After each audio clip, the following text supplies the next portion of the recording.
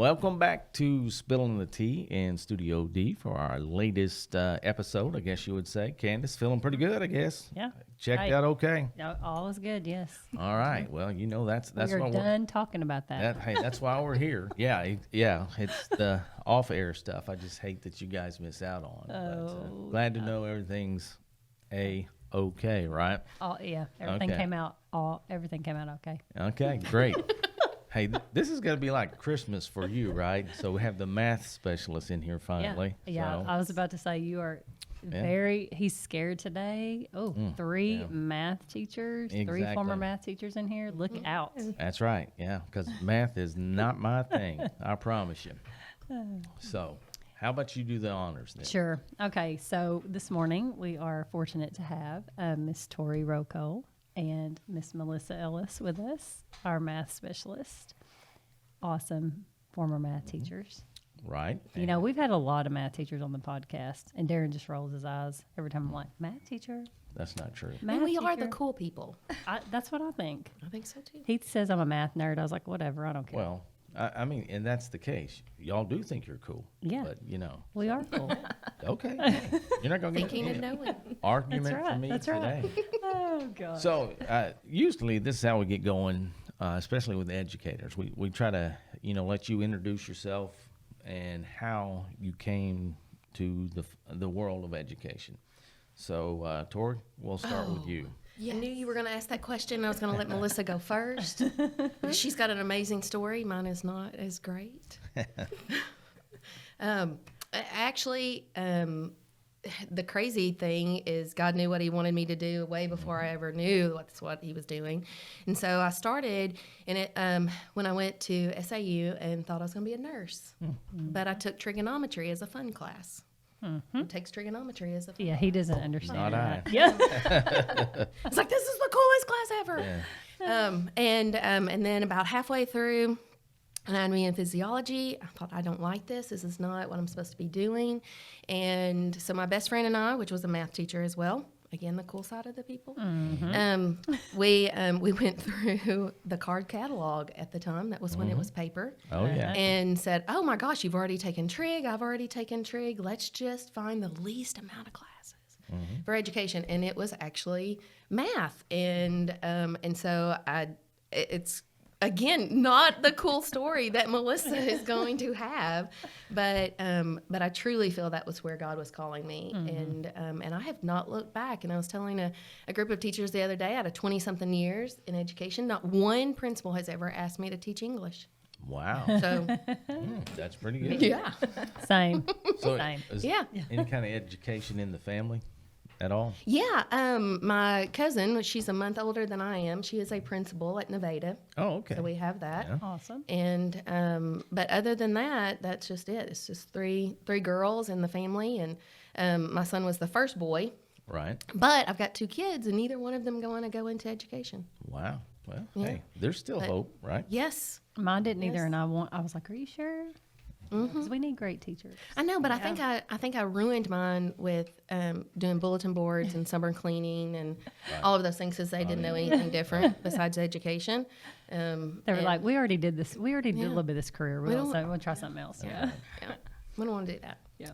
Well, I'll say this for Melissa. I mean, she had my son in preschool, and that did not deter her. So, I mean, Hey. she's got a Kudos, strong Melissa. will right there. So, yeah, for sure. Yep. So, Melissa, tell us your story. Well, it's really not that different from yours, actually. This is so good. I actually chose education because I could go to college for free. Hey. I got the STAR scholarship, and I needed money, so I chose teaching. But really, I Because needed, we make such a great profession. right. I know, but when you have no income and you go into teaching, Oh, you yeah. appreciate that income. Right. But it really wasn't that I chose education. I really went that route because I knew I could do it. I did teach preschool for a while. I thought I wanted to teach the little kids, and I ended up with 7th grade, not little kids. Uh-oh. Place. But it chose me, really. I thought I was going in there just really to have a good job and support my family and have insurance and all those things. And I stayed with it because I loved it. Yeah. So I don't know that I chose it for all the right reasons, but I stayed with it. For the very God got you there. Yes. All right, he got you there. 100% knew exactly where I needed to be. Yeah. Especially Yeah. if you went into 7th grade and hung out there for a little I while, know. you know. So fun. Everybody should Yes. experience that. Yes. They're Yeah. really a lot like preschool, though. Yeah. You still Yeah. have to teach them to keep their hands to themselves. Oh, yeah. Walk in a straight line. Yeah, Yep. and mean- probably the major difference is when they come in sweaty and the smell of sweat and axe mix in the air Yeah. is, Yeah. is the major difference. They should Yes. bottle that. Exactly. Yeah. Yeah. I mean, we could probably write a book about middle school stuff. Right. Oh, for Oh, sure. You know, I was like, 100%. Yes. Shoes So- on the roof, Oh, yeah. kids snorting Smarties. I'm Yeah. like, Yeah. Yeah. where? Oh, what? yeah. You know, Yeah. Yeah. Just- There's tons of it. yeah. My favorite one, we had a kid had cigarettes. He had them hid in a block in the bathroom, selling them, you know, and he came in there, and I have to give him credit at the time. The handbook said nothing about selling them, you know, said you couldn't actually smoke or possess them. He said, doesn't say you can't sell them. Oh my So the gosh. next year, I put it in there and Yeah. told him, hey, you know, Covered we call now. that the Earl Yeah. clause. Thanks, Yeah. bud. Thank you for that bullet point. Exactly. Yeah. Exactly. So you have education in the family, I right? do. I have my mother. Mm-hmm. She is a math facilitator at Lakeside. And she was part of the inspiration for me going back to school. Right. Because she went to college in her 30s with 4 kids. Wow. So That's awesome. it was kind of cool to get to watch her do that. And then my grandfather was a professor for a little while at Arkansas Tech. Oh, wow. Okay. So, yeah, a little bit. Yeah. So, the thing really and truly, I think with math and literacy, although there's been changes, it really is the same, right? I mean, so I guess what I'm trying to get at is the kids have changed. So how do you reach kids of today versus, I don't know, let's say 10, 15 years ago? Go ahead. She's Well, like, I've been trying since July. Yeah. I give her that cue. Okay, Melissa. yeah. I think the biggest thing is making it relatable to them. I think that's the biggest thing. With technology the way that it is, we pull out our phone and we can Right. Google anything. I mean, even to the point that my kid is in class and he's taking pictures of his math just so he can get an answer. And it's like, no, stop doing that. Right. Right. It's like, well, I just need an answer. So I think if we make it relevant for them and definitely make them problem solvers. Right. And I think that's where we're that pendulum is swinging back, going, okay, we've got technology in our hands. We can find any answer that we want. We don't have to look up in an encyclopedia or anything like that. And so I think that's where we as teachers and educators Right. have to think in the future. Because we have, I'm just going to put a thing out there for Quest. Part of the very first part of Quest, we talk about why do we need AR Math Quest, and we talk about the world is changing and we're technology driven, and they watch a video. And part of the statistics in that video is 65% of our kindergartners right now will have jobs that don't even exist. That have not even Wow. existed yet. And so we think about, even with the iPhone is only 15 years old. Right. What were we doing 15 years ago? Right. Right. Yeah, absolutely. And now I can't live without my phone. I mean, Oh, it's on the yeah. ground over Right. here. Yeah. I Yeah. know. And crazy. you know, the Yeah. other thing about the job thing, I'm going tomorrow actually to speak to 600 juniors and seniors, and looking at the statistics on jobs. It's even the ones that they'll be changing. I think that like the latest is like even within their careers, I think the average is somewhere around 15, 16 times throughout their lifetime. But technology plays a huge part in that. But I guess the one mainstay still is the calculators, right? I think. I mean, I don't know. I see them with them out, but again, not a math guy. What do you think? I mean, yeah. I'm trying to think I don't know that they even had graphing calculators until I think I was in high school. Yeah, it dates me. Mm-hmm. But you're talking about like, Yeah, they were like this big, weren't they? yeah. Yeah. Sure. Cha-ching. Yeah, that's right. That's right. Exactly. Look at Melissa's going, what are they talking about? But I know that'll I've go. always oh, yeah. had a graphing calculator. I'm just Yeah. saying. Yeah, Yeah, exactly. baby over here. I saw her with her mom the other day. I was like, gosh, I feel old. Mm-hmm. But I mean, I think you're right. I think you have to make it relatable and, you know, even throw a little fun in there at times, you know, especially with middle school. You got to be kind of that Entertaining. entertainer. Yeah, you do kind of have to be an entertainer and make those connections. And, you know, a lot of kids, in believing in them, because a lot of kids, I remember when I taught 15 years, and kids are like, oh, I hate math. And I'm like, well, why do you hate it? I'm like, well, I'm not good at it. I'm like, oh, no, you just got to have that, you know, push them. And we had the people from the science fair here, and they were talking about, you know, let these kids know the different careers that they can go in. I was watching an NFL game the other night, and they were talking about all the oh gosh, I lost the word, but it's basically they have mathematicians that do the statistics, and it wasn't statistics, but it's the probability statistics basically of, you know, hey, if I kick this field goal, what's the percentage that I'm going to win the game? I mean, they have all of these stats, and that they have mathematicians that are doing that. But stuff you don't think, jobs that you don't think about, that could interest some kids. So Yeah, a couple things here. Only you could nerd up a football game. hey, listen, And then second of all, you know, That's the best part about it. but the other part of that is, you know, the career piece. These folks that know they're not going to go to college or whatever. I mean, the big argument is, I don't need algebra. I don't need math. yeah, So how do you reach those kids? I mean, I think it kind of goes back to what you were saying. You got to reach them where they are. You got to show them where it's going to be relevant. We talked about that a lot with the school that I was at. We brought in a lot of local organizations, businesses, and had a big job fair in middle school, which is kind of young, but not really, because we started engaging them in those conversations. right. And looking at, we take this path for college, we don't go to college, but look at all that you're going to need, all the skills you're going to need from your content, your math, your literacy, but also just life skills, work ethic. Right. Oh yeah, the All work of that. ethic is huge. You know, my dad's a carpenter too, and so I used him a lot when I was teaching, because he uses tons of geometry, tons, and even some trig. But so I was able to bring that in. You know, get those people in there to talk to the kids, and I don't know, it's just kind of exploring the different options that they have. Yeah, provide them with a lot of experiences Yep. to see it. Yeah. Yeah, and I think technology has kind of made us look like you're saying, to get to those kids a little earlier. I know it felt like when I was there, we did a conversion charter, and our plan was to roll it out in the high school.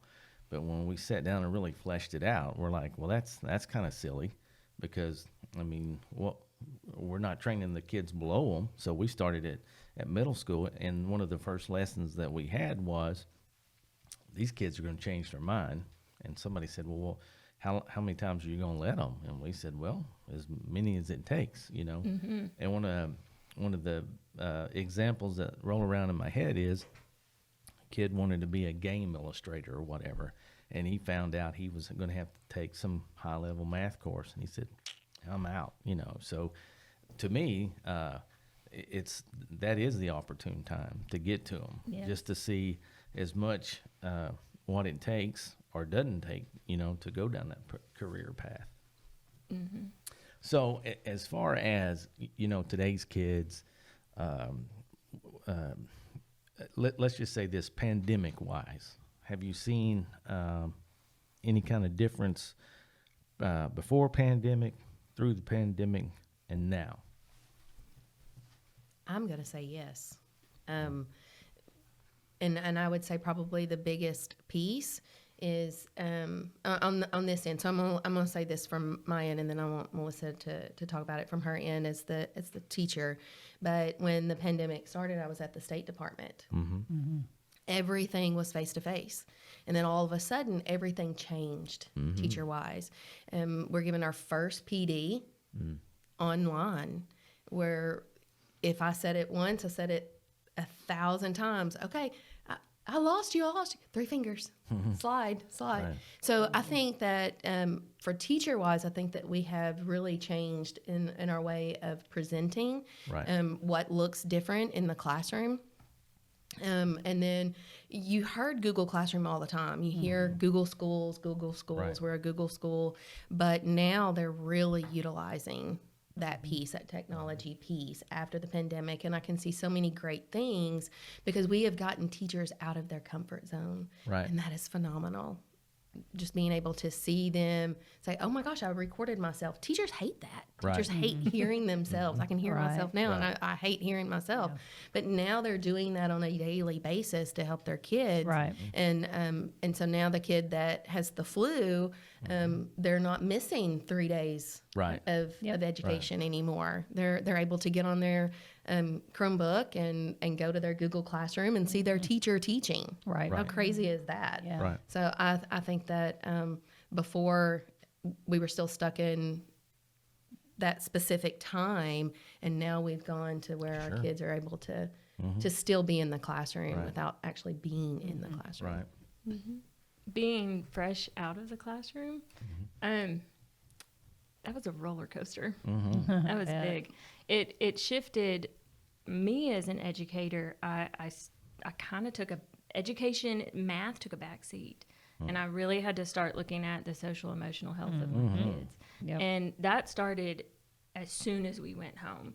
Yes, we tried to put the lessons in there, and I mean, we did the best we could.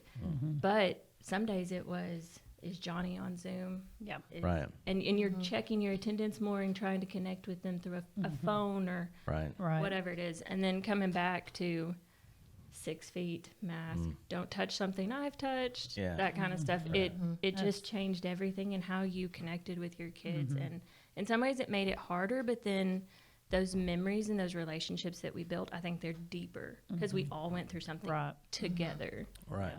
I remember the first time I walked into a school and I had on my mask, and the secretary didn't have on a mask. And I said, oh my gosh, is it okay? Is it okay if I take my mask off? And she said, of course.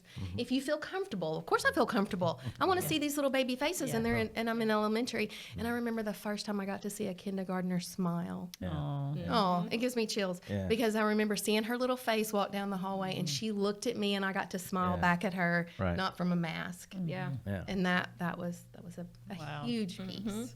Yeah, I mean, it was because, there for a short while, everybody had their own little protocol in place. And, yeah, I mean, I'm like you. I'd always have a mask in my back pocket, kind of had my hand on my hip ready to, do what we needed to do. And those were difficult times.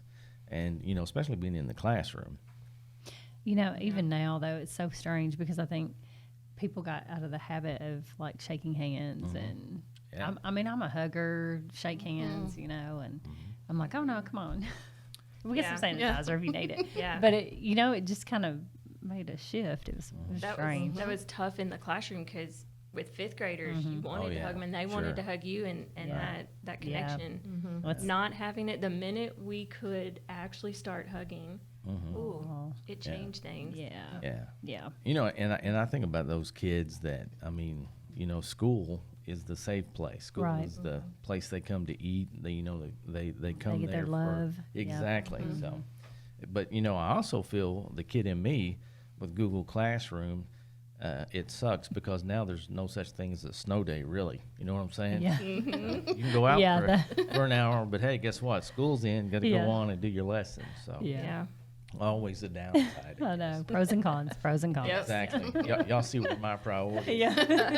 Who my kids? No day. They're still there. Right? Darren gets to miss Exactly. math. Darren Yeah. gets to miss math today. Exactly. Woo. That's right. Yeah. So, one of the funniest things though, when I was superintendent, my son, all of his buddies would text him, hey, are we having school? Are we having school? He'll look at me and go, Dad, we don't need to have it. And I'm like, yeah, okay. So, anyway, so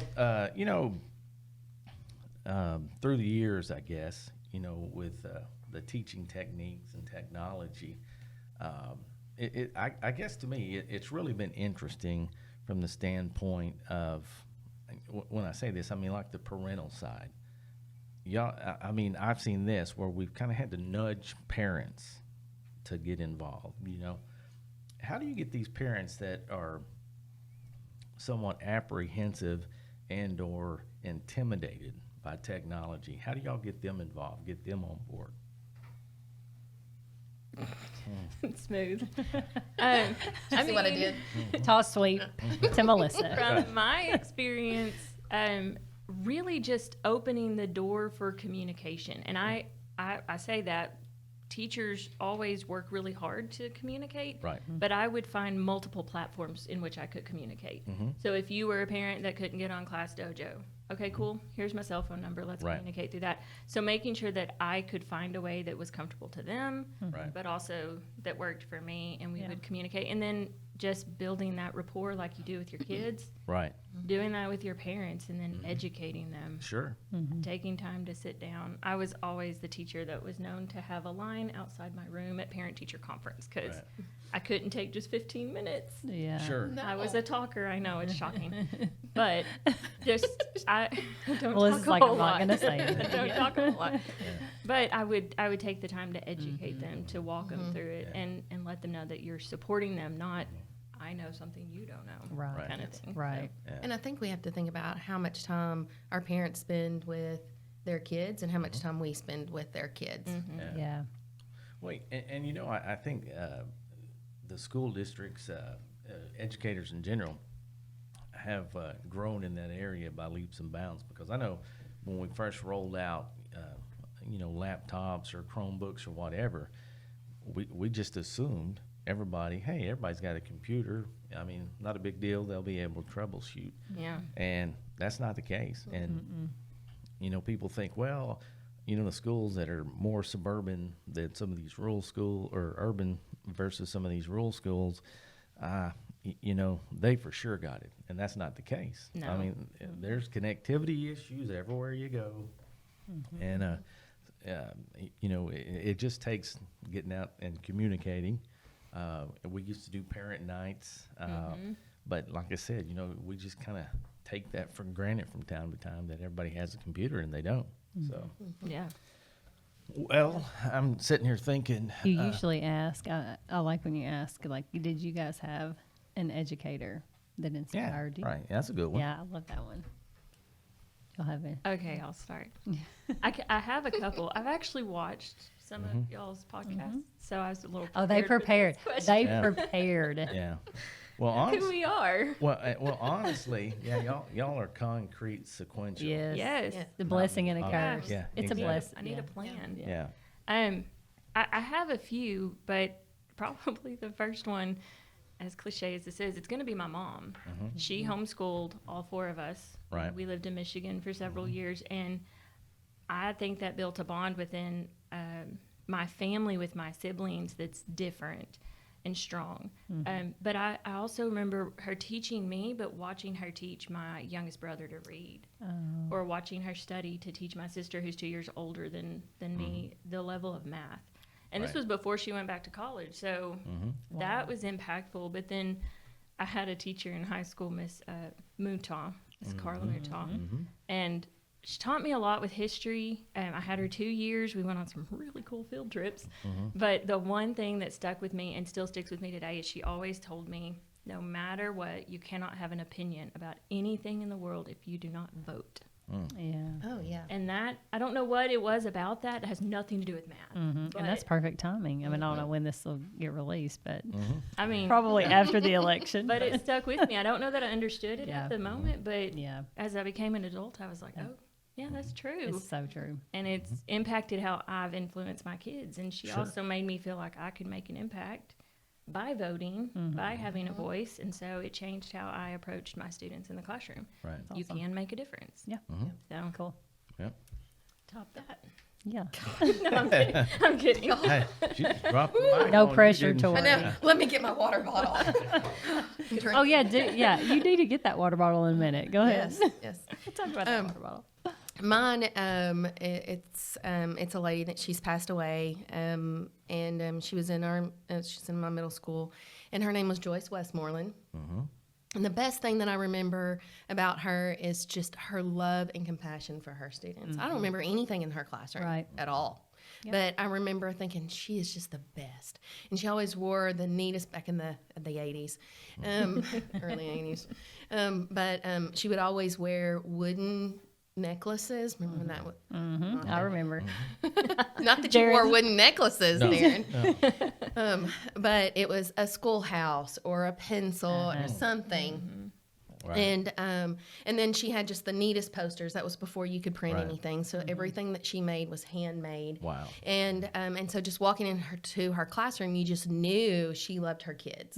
Right. And she was just an amazing woman. And the crazy part is that, I mean, you think about who impacted your life and as a teacher, and you go back and you think about that, because you always have to write your philosophy of education, this piece. Yeah.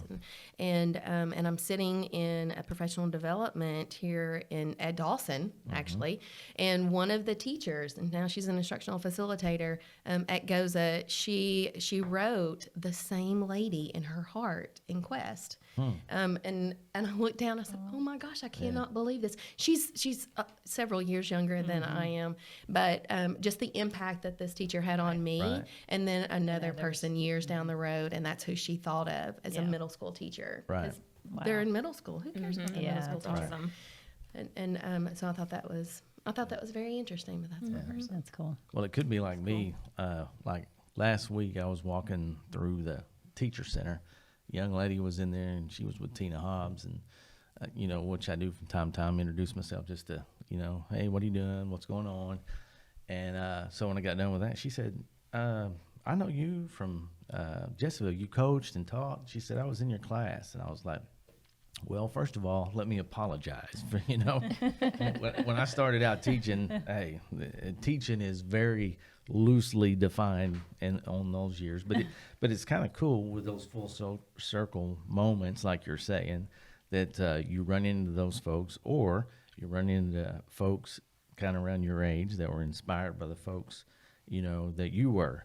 Carla Mouton, she worked for me when I was there. I was at the high school for a couple of years, and great teacher. I can remember going in her class and, how she started class every day. And it was Good Morning Scholars, did that every single day.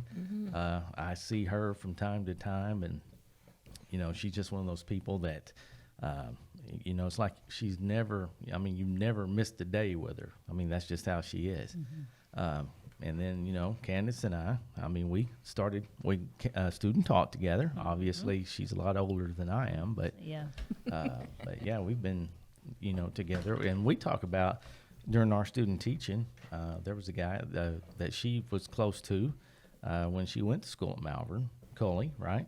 Culpepper. Oh, yeah. So, Mr. Culpepper, our principal. And it's kind of neat how all the connections are made. Yeah, it really is. So as teachers, this always happens. We've not had anybody yet, but most embarrassing moment as a teacher. That's a good one. I got that. Okay, let's hear it. Oh, I don't think I do anything embarrassing. I think I'm phenomenal from yeah, 12 to 12. Good answer. yeah. I was actually in my first year of teaching, and it was January, and I had developed a really bad cough. And I can't explain it. I get it every year, and I don't. It's just like you get a tickle in your Yep, throat, and you can't feel like you're quit. going to hack up a lung. Yep. So, and it always came if I got hot. Uh-huh. Well, my 7th grade kids came in from athletics.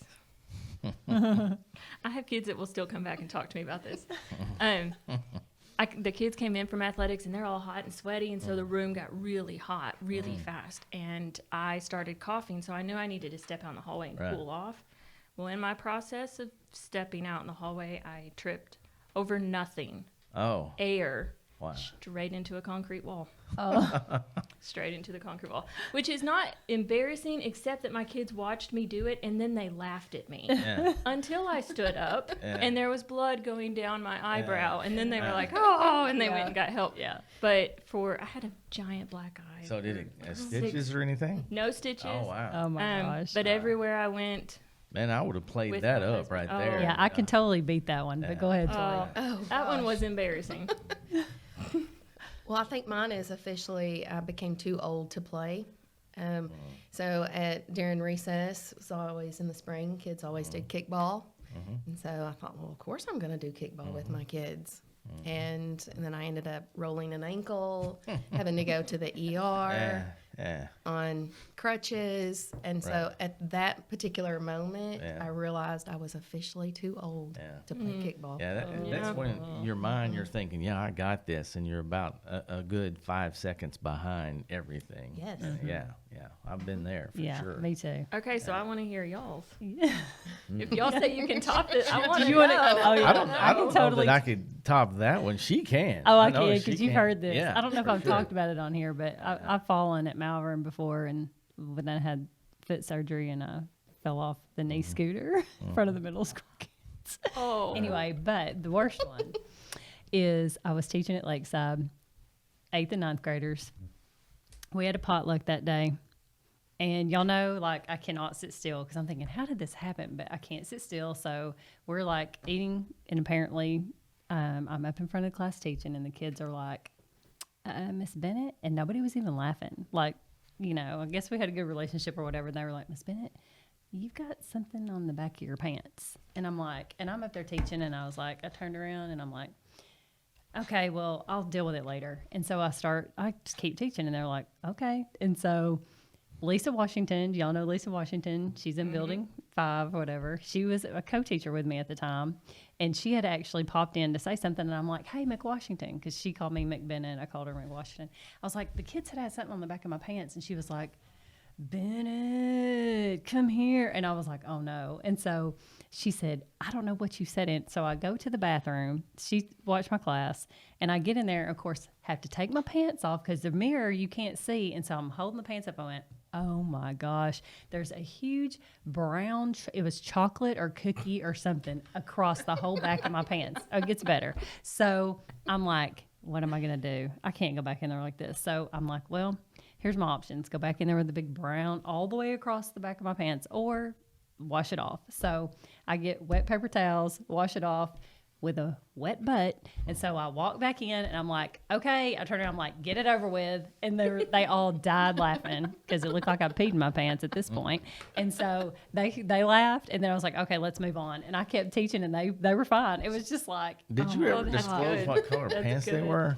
they were brown pants, but it had like, it was chocolate. You could tell. Yeah. I got So you could tell it was like, oh, it was bad. It was so bad. Lisa still remembers it. Like it is, I'm sure the kids in the class were like rolling. Well, It with was you funny. saying brown pants, Awesome. that joke could go a lot of ways. I know. I'm just telling you. So yeah, I got you beat. top- I got you beat. You do. Yeah. You do. But crazy stuff happens to me. Like I don't yeah. know why. I mean, it just does. Well, mine wasn't shared but by one other student, or just one student, I should say. But anyway, when I was in the high school, Bruce Orr was my assistant principal. So we just, we rolled with the flow. If we needed to do discipline in his office or my office, we just did whatever was open, whatever was most convenient at the time. Kid gets sent down to the office, and he's been waiting in there for a couple of minutes. Bruce is tied up somewhere else. So I go in there, and kid's just been a clown or what have you. So I go in there, and I go to sit down, and when I do, the chair just snaps and throws me out, and I do like a barrel roll in front of the kid, and his eyes get like this big. And I said, "What are you doing in here anyway?" And he said, well, I got sent down here for misbehaving and blah, blah, blah. And so I said, okay. I said, you think we can handle this? You're mature enough to go back in there and finish the day without getting in trouble? Yes, sir. Yes, sir. And so I said, okay. I signed his note and said, get out of here. And when we got to the door, I said, and another thing. And he said, what? I said, go ahead and laugh. That was funny. So, anyway. But it did. I mean, it tossed me right out. Oh. But my favorite question, though, obviously, sounds like you've done your homework, is your playlist. What's on your playlist when you're driving to and fro work, or driving, period? Uh-oh. I wasn't prepared for that Oh, one. were you not? Oh, that wasn't on the podcast. Melissa, On the how podcast. dare you not prepare us for that one? Sorry, Wow. Tori. Yeah. Mine's a variety. Yeah. I mean, Fun too. I get bored if I listen to the same thing Me too. all the time. Me too. So sometimes I've got Christian music on there. Sometimes I have Yeah. Pam Harris's Math All right. is Figure Outable podcast. That's actually very No, interesting. I don't listen. Listen, I do not It's listen. really good. It's Hey, really hey, good. Let me just say, I didn't know dare that you. existed. Darren, I dare you. Listen, I dare you to My- watch this. my- I've never watched Hey, it either. my radio or whatever computer would blow up if I No. plugged that in. I'm sure. Look, I don't even remember the name of it, but you're going to have to send that to us, and then I'm going to will. make you watch. It's Yeah. really good. It changes how Yeah. you see math. Yeah. It's nerdy, I know. And then probably some good old Hall and Oates. Oh, yeah. love Hall and I like Oates. some Hall and Oates. And I hear Yes. that Melissa can sing, so maybe. Ah, Not on a. We're gonna find out some secrets about you. Game on. Uh-oh. yeah. Thank you. Hey, we do have a Christmas Mm-hmm. party coming up. We might need some Yeah. singers. Yeah, building 4. Let's Yeah. just mark it. Building 4 will win. Yeah, that's right. Done. That's what we Yeah. hear. Yeah. I know. Challenge. Yeah. A little bit competitive. You won't out compete with her though. She's I don't super know. ultra. I'm not going to competitive. win a singing competition. I don't know, can tell you but that. you're I can so win a com- tricycle race, but Yeah, I'm not going to yeah, win a that's singing true. competition. That's true. So We got a good laugh when Melissa saw that on, I guess maybe on email or something. We were in a school, and she had pulled it up, the tricycle race. the track race. Oh, I loved Right. that. Yeah, that was that good. was awesome. The thing that was funny about it was very spontaneous, and so we, talked Candace into it or whatever, and so we're like, where are we going to have it? She said, well, let's at least do it on the side street so we don't get in trouble. And I'm like, heck no, if we're going to do it, we're going to do it right here in front of everybody. So I'm we get the the rule cones follower. out, and the traffic here. I mean, they didn't even bother them. They knew what to do. I mean, they just Blocks the detour. main street. And then one guy pulls up in his pickup. He goes, y'all having a tricycle race? He said, can I get in? I said, sure. But he just laughed and went on. But the whole time she's just getting nervous and more nervous. And then Deidre out of the chute. And I'm thinking, uh-oh, this ain't good. Yeah, I was nervous because you were threatening me. But here You better comes win. Candace. Building one better win this track race. And man, she hung in there and won the thing. So, but it was lots of fun. So, but you're not getting out of your playlist. I can tell you that. know. Yeah, I'm okay. waiting. Okay, I'm not a commercial person. That's why I pay expensive prices for Netflix because I don't want to listen to a commercial. Right. So mine's Pandora, Uh-huh. and if I'm in the car or in the office, it's always playing, and then K-Love. So I mean, in my mind, I sing as well as Sure. anybody. I'm right So I there mean, if with we've got Chicago playing, lo and behold, I can sing just like Chicago Right. or Lauren Daigle Yep. or Melissa Ellis. Yeah, that's right. Yeah. Well, You're going to be in trouble over this. I, A little bit. Apple Music guy listened to everything this morning. It was Michael Jackson, AC/DC. Who was the other one I listened to? Gosh, I mean, it's all over the road too. So, Casting Crowns made its way in there. I've got, I'll plug it in, get rolling. This morning I got in a little trouble. I had Faith from George Michael cranking in the office. Hadn't heard that in a long time. So Gotta have a little faith. that's right. I gotta have a whole lot of faith working with Candace. That's a good one. So what do you listen to?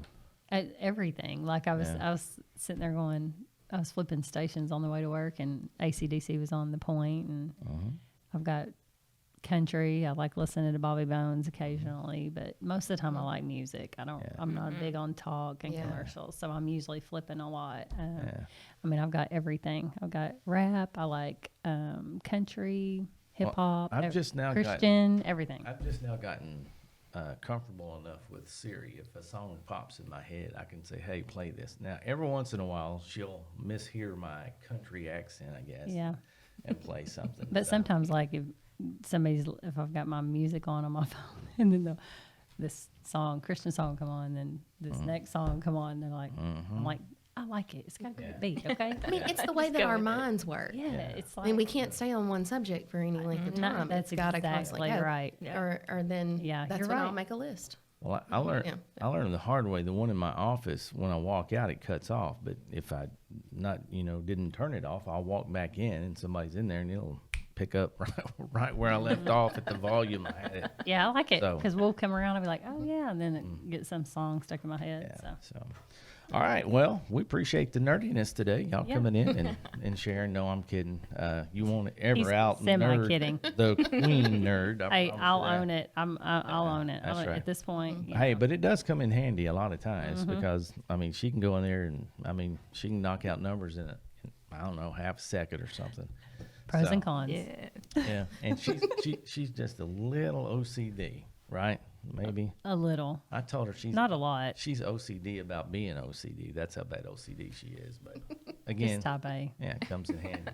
You're kinda- meticulous. Yeah. It's okay. That's right. Yes, I like yeah, that. yeah, we'll Yeah. go with It's that. just like instead of calling me bossy, Yeah. I said it's just I'm matter of fact. I mean, so Yeah. I'm meticulous and I'm matter of fact instead of Right. bossy. And yeah, they call me OCD. extra, and I say I don't think that's the case. no, It's he's that- extra. I'm not extra. It's just the fact that they aren't. You know what I'm saying? They're that basic. That's No. how I look at that. Hey, I'll go with the basic, but you're definitely extra.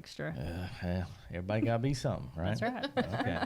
That's true. All right. Well, we do appreciate y'all Yes. taking the time to come Enjoyed in. it. Yeah, we Thank did. We you. enjoyed Thank it. you. So that'll do it for this episode of Spilling the Tea in Studio D.